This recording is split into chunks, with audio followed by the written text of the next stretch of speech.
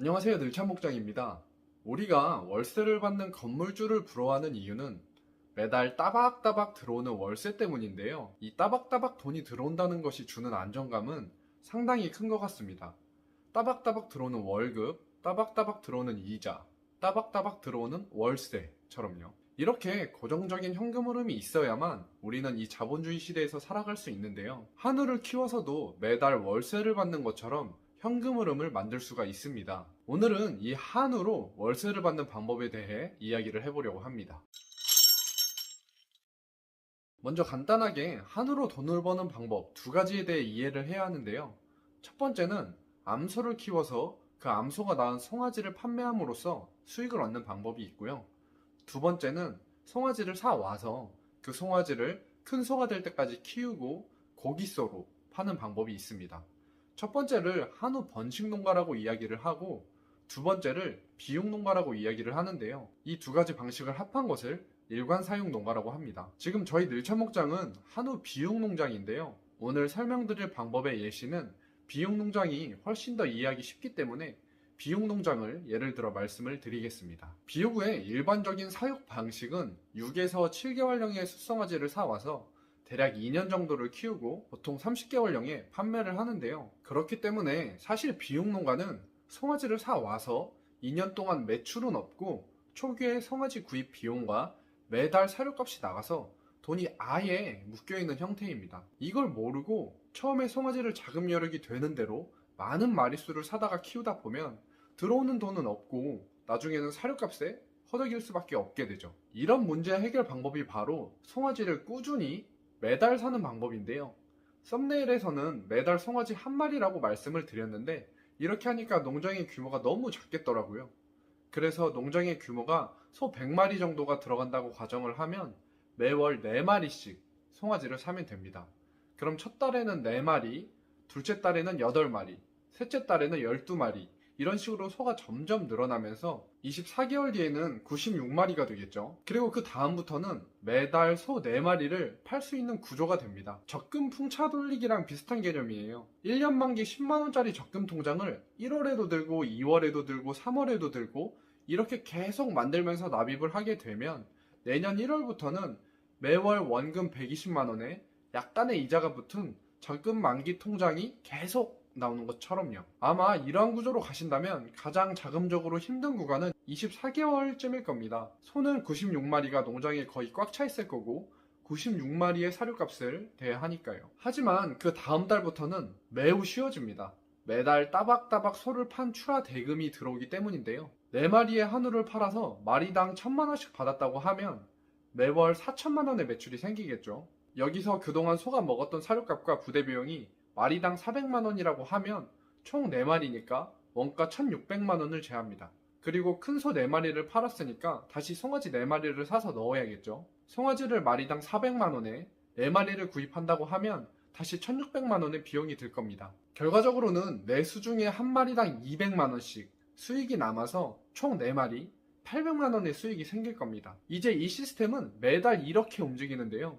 영상 처음에 말씀드린 것처럼 따박따박 들어오는 현금 흐름이 완성이 된 거죠. 지금 말씀드렸던 소 한 마리당 매출이나 송아지 가격 그리고 수익은 예시로 말씀을 드린 겁니다. 변동이 항상 있을 수가 있어요. 요즘은 한우 고기값이 많이 올라서 몇 년 전만 해도 소 한 마리에 1000만원이 넘었다고 하면 가격 잘 받았다, 소 잘 키웠다고 했는데 요즘은 기본이 1000만원입니다. 1200만원, 1400만원짜리 소도 많이 나오고요. 물론 고기값이 많이 오르면서 송아지 가격도 많이 오르긴 했습니다. 숫송아지는 500만원대 내외로 거래되고요.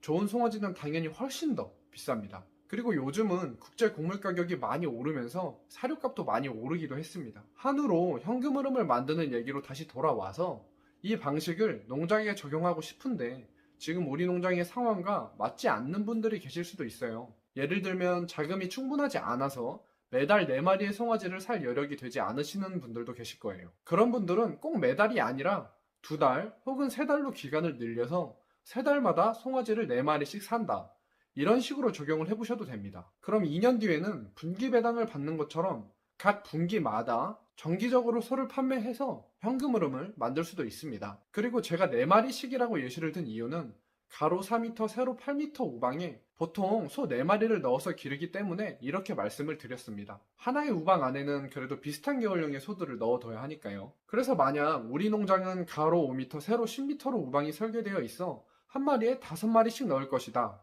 라고 하면 한 번에 5마리씩 구입을 하셔도 됩니다. 그리고 이렇게 적용하실 수도 있습니다. 나는 매달 송아지를 구입하고 관리하는 게 번거롭다 하시면 3달마다 한 번에 12마리씩 송아지를 사서 넣는 방법도 있습니다. 이 시스템은 말씀드린 것처럼 농장의 규모나 본인의 자금 여력, 그리고 어떠한 방식으로 하는 게 내가 편할 수 있는지 고려해서 적용을 하시면 될 것 같습니다. 그럼 이번에는 이 시스템이 가지고 있는 장점과 단점에 대해서도 얘기를 해볼게요. 먼저 장점을 말씀드리면 가장 큰 건 역시 고정적인 현금 흐름이 만들어진다는 건데요.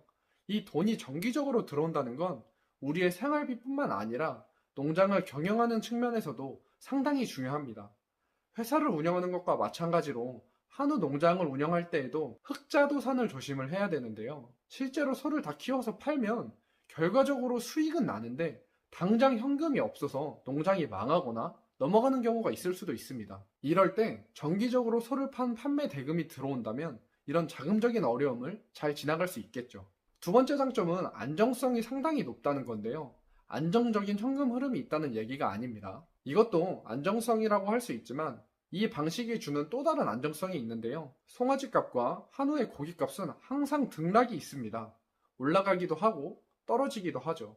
그렇기 때문에 내가 송아지를 구입했던 시기가 송아지 가격이 가장 비쌌을 시기일 수도 있고 내가 소를 파는 시기가 운이 나쁘게도 한우의 고기값이 떨어진 시기와 맞을 수도 있습니다. 그래서 이러한 경우가 있을 수 있겠죠. 만약에 내가 송아지 100마리를 한꺼번에 샀는데 하필 송아지 가격이 한창 비싼 시기에 사게 되거나 소를 열심히 키워서 팔 때에는 오히려 소값이 떨어져서 제값을 못 받고 소를 팔아야 할 수도 있습니다. 오늘 소개해드린 매달 송아지를 사는 방법은 이러한 상황을 완전히 막아주는데요.